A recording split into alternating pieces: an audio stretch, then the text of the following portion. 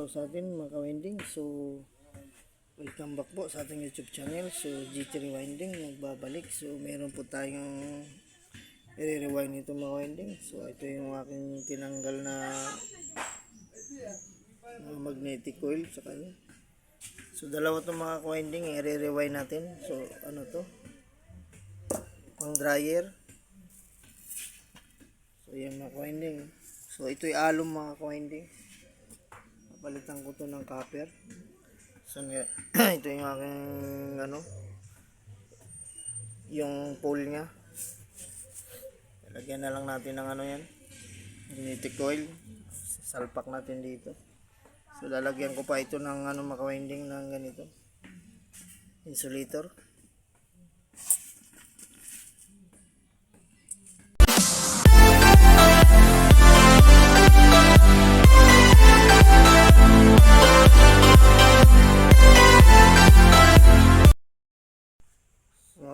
Ayan mga ka-winding, so na natin na nalagay na natin sa kanyang bawat pool. So ang turns ko nito mga ka-winding ay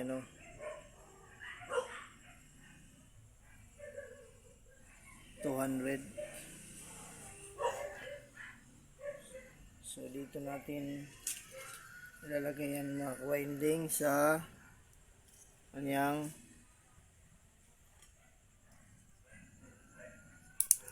core. Ito. So dalawa tong rewind natin mga ka-winding na pang dryer. So ayan. So i-push ko muna ka-winding. So alisin ko lang yun dyan.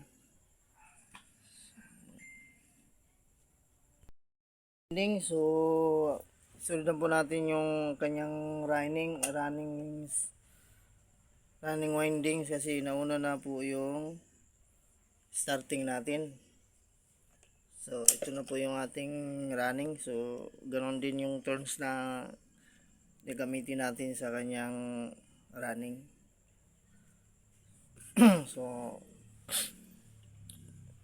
so i-roll na natin mga winding. So natapos na natin yung kanyang yung running. So na-roll na natin sa kanyang bawat pool. So alisin na natin dito sa kanyang machine, winding. So ito na. Ilalagay na natin to sa dito sa kanyang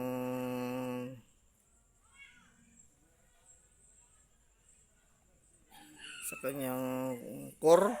Ayan mga winding, 24 slot. Salpak na po natin to mga winding.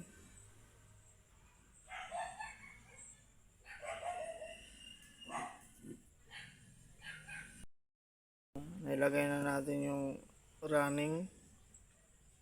So sunod na ito natin yung kanyang starting naman dito.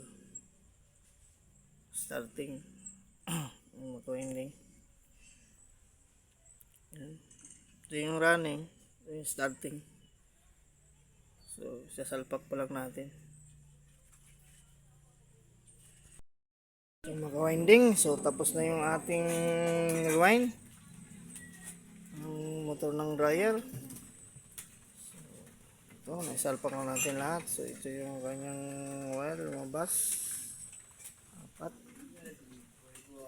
So pipit-pitin na lang natin itong mga ka-winding. Tapos babarnisan. So ayan. So okay na ito mga ka-winding. So hanggang dito na lang po tayo mga ka-winding. So kung bago lang po kayo sa aking channel, please subscribe at papindot na rin notification bell para updated kayo pag may bago tayong video. So God bless all po sa ating mga ka-winding. So bye bye na po.